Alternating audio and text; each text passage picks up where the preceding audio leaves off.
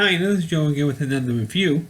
For the sake of this video, we'll be discussing the 2018 film Black Panther, starring Chadwick Boseman, Michael B. Jordan, and of course this movie got a hell of a lot of praise and it's one of the highest grossing superhero films of all time, simply because and the hype was there.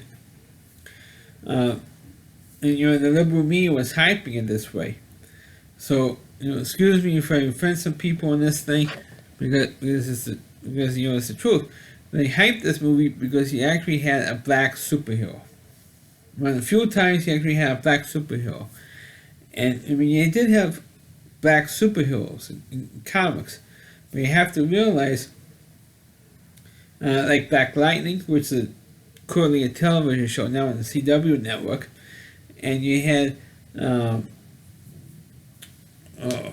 forgot there's only like only you can count on one hand how many actual black superheroes you actually have. Because you have to understand that when the comic book characters were being made back in the 30s and 40s, most people who drew them and wrote them up were white, and so they based comic book characters on what they could relate to. And it was white people, of course. So that's why you have so very few, black characters until maybe the '60s, and beyond that, when Stan Lee create Black Panther. And of course, they had black characters in the X-Men. Storm is black, so you had very, also Black Lightning in the DC Comics world. You have him, so there's a couple, but not that many, and so the liberal media, at least here in the United States, was overhyping this movie because you have a black superhero, and the black movie audience was flocking into this movie because yay, hooray, we got a black guy, we got a black one, right? All that stuff.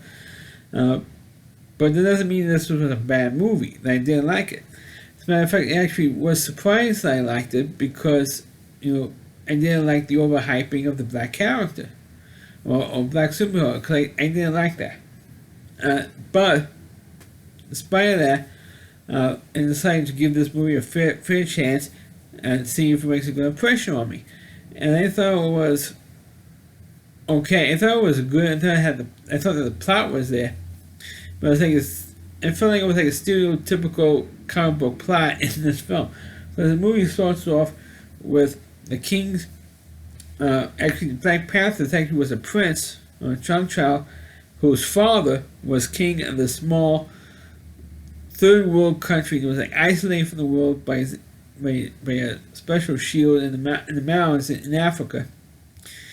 And they have this own special technology that if the rest of the world knew about, they would exploit them, either kill them off to get this technology. So that's why they shield themselves off from the rest of the world. And the only way they would interfere with something is if it affects this country, or hurts this country in some way. Well, 30 years before the events of the main events of this film, I forgot the guy's name. The Black Panther's father, who was the original Black Panther, stopped his brother because his brother fell in love with a girl and actually had a child, his nephew, and he was wanted to use the technology to help blacks around the world to get even, pretty much, with the colonists. I know I'm mispronouncing it. The colonists, the colonists who came to Africa and stole blacks to the United States for slavery. So he was to get even with his colonists by using the technology from this third world African country on the rest of the world. Arm their fellow blacks in the United States and would take over the world. And that's what the guy wanted to do. And unfortunately, the king killed his own brother. That's the main plot. Well, his son, who is an adult, was played with Michael B. Jordan, fresh off doing the Creed movies or the spin-offs of the Rocky movies. He plays the nephew, and he decides to get even with this country. And of course, now at this point, the father or the king, or the Black Panther, especially the Black Panther's father, was killed during one of the Avengers movies. I think it was the Civil War film, or it was one of the Captain America movies, or one of the Avengers films. It's hard to keep track of the timeline, but I know it was one of the movies that I saw, and I did a review on that particular film, but I didn't reference that incident. And I think I did. Check out the review for more. It's like one of the Avengers movies or the Captain America films. I think it was Captain America Civil War. That incident happened where this king was killed in this incident. So now Chadwick Boseman, who plays the son, has to take over as king. So he does this little ritual Mortal Kombat thing, and he becomes the king and accepts the powers of the Black Panther. So now he's Black Panther, and now they're trying to track down the guy who his father tried to get 30 years earlier, which they did get temporarily until Michael B. Jordan's character breaks him out of prison, and then Michael B. Jordan kills him because he wanted the technology himself, so he could do what his father wanted to do: take over give this technology to all the people and to all the blacks in the United States and around the world whose ancestors were taken out of Africa to be slaves. I know it's a convoluted plot, but it kind of makes sense. If you stop for 30 seconds and pay attention to what he was trying to do, it makes sense. So what Michael B. Jordan decided to do was to challenge Chadwick Boseman to a one-on-one fight. But the problem is, every time when they do this challenge stuff, they strip Chadwick Boseman of the powers of the Black Panther. The challenge is over, which they expect him to win all the time because he's the king. Then they give him back the powers of the Black Panther. So now it's like one-on-one without any extra special superhuman powers and stuff, or no stupid suits or any crazy suits and stuff like that. And believe it or not, Michael B. Jordan actually kicked his ass and kills him, supposedly. But it was naturally only in a comic book movie, or in a regular comic book. They brought him back to life, and then he brings up his own army, challenges Michael B. Jordan, stops him, and kill. And of course, at the end of the movie, he dies at the end of the movie.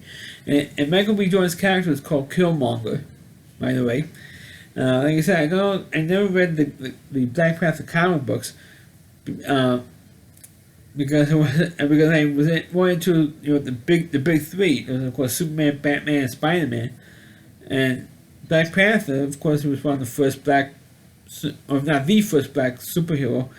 The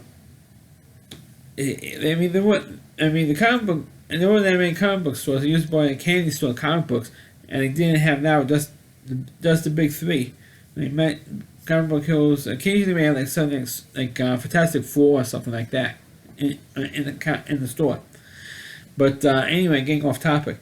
But I thought this movie wasn't too bad. I was surprised that I liked it because, like I said in the top of this video, all the hype was there because they were claiming, "Oh wow, great black superhero! We finally got a black superhero!" Yeah, because they're all complaining of all the superhero characters were white and not anybody of color. It's a comic book hero. He didn't have Halle Berry playing Storm in the X-Men movies. They kind of forgot her, because her career pretty much went downhill since she did Monsters Ball. Pretty much went downhill. She hasn't made a decent movie since then, but still, they kind of forgot that she was a black superhero on television. They kind of forgot her, folks.